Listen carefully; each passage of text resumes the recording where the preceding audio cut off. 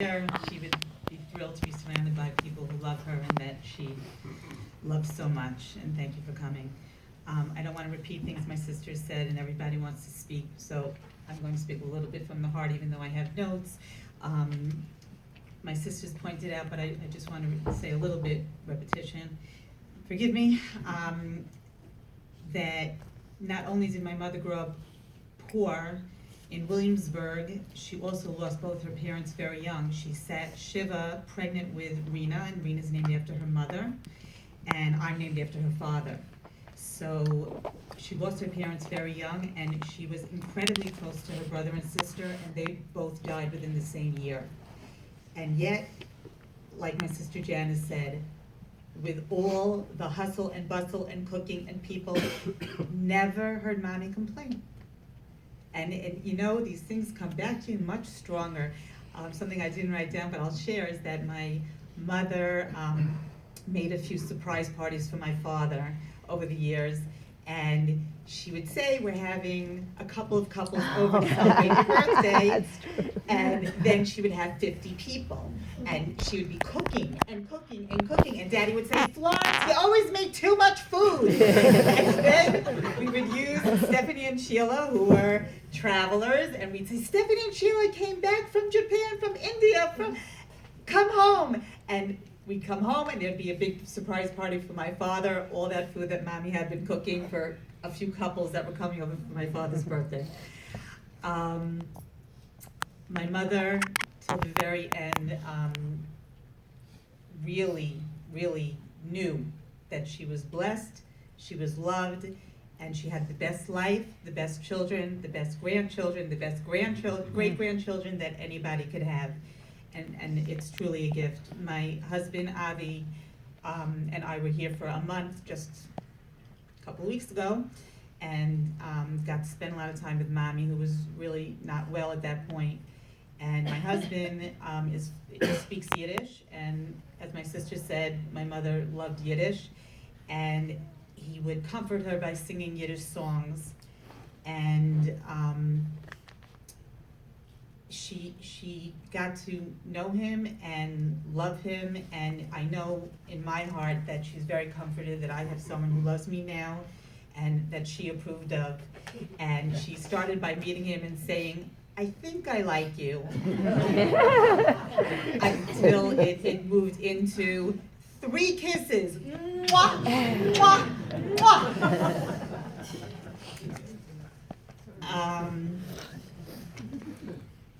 My husband wanted me just to share that and we have the words here, I think we're going to play it at the end, Mir bist du Shane, this Yiddish song, and they would sing it together, and even when she was really not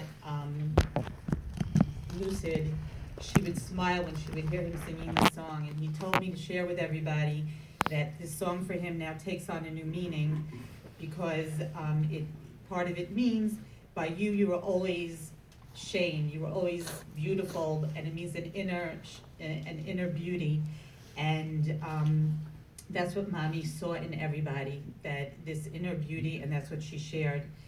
And my mother, we all know, was very beautiful, but she also, it's a wonderment to me how she was able to give correction to people.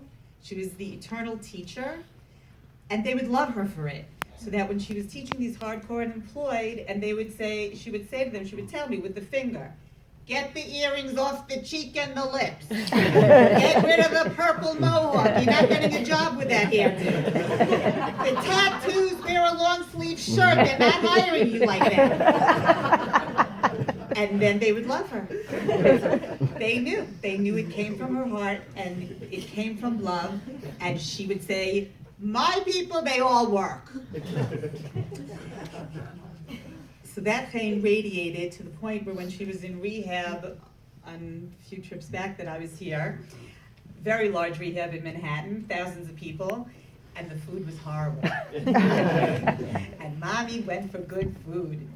And she wouldn't eat. If the food wasn't good, she wouldn't eat. And finally she said, I can't. I got to talk to the chef. True. And it came up.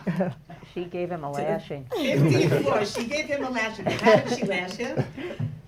said to him, there's sick people in this place. You want them to get better. This food doesn't say, I love you. I want you to get better. Totally you true. You need to cook so people feel your love and they're going to get better. And he thanked her. And he said, what can I do to make the food better? And he tried. He tried. Only mommy, I think, could get away with such a thing. Can I just add that to what you said? She did the same thing when she was in the hospital, and they actually gave my mother coupons to get food outside the hospital. I had like food stamp things so she could get food. It's true. Remember? Totally, it's all true. You videoed that conversation with the chef. It's on Facebook. My mother had many phrases that I live by and have strengthened me my entire life, and have strengthened many, many people, I'm sure here, and as well as the people that I've shared her words of wisdom with. She celebrated her simchas, like Janice talked about. And I believe, and Rena mentioned, that last year Rosh Hashanah, God said, this year we're going to meet you in heaven. And she milked it to the very, very, very end. And she told God, not yet. I'm not ready. You're not taking me yet. And he waited, because people listened to her.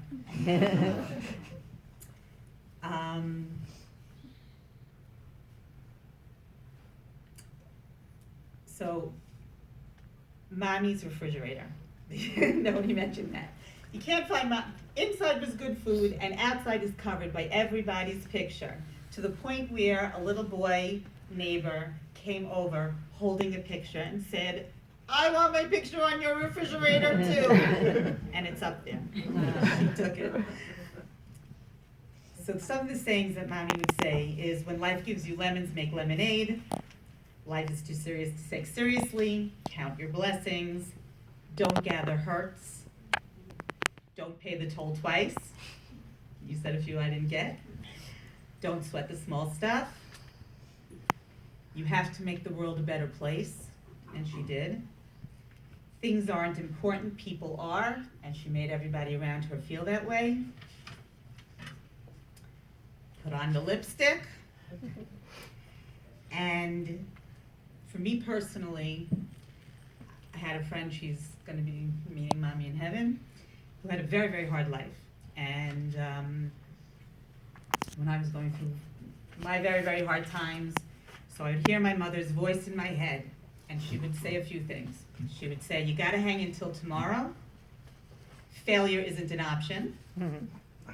And you're a fox girl.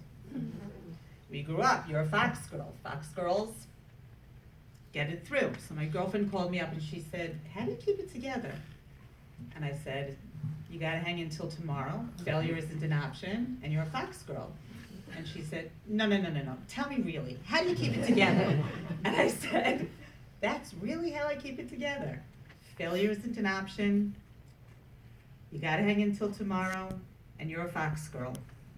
And those words I find very comforting and very strengthening, especially at this time.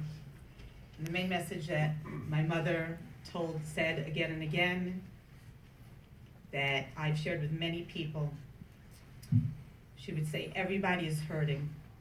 You have to give love. Mommy, you gave us all love. You gave us everything. We love you. Everybody here loves you. More people around the world love you and are grateful that you spent time in this world doing good. As Janice said, she would run from mitzvah to mitzvah. We didn't even know she was running from mitzvah to mitzvah. And sometimes she would say, you done good. So mommy, you done good.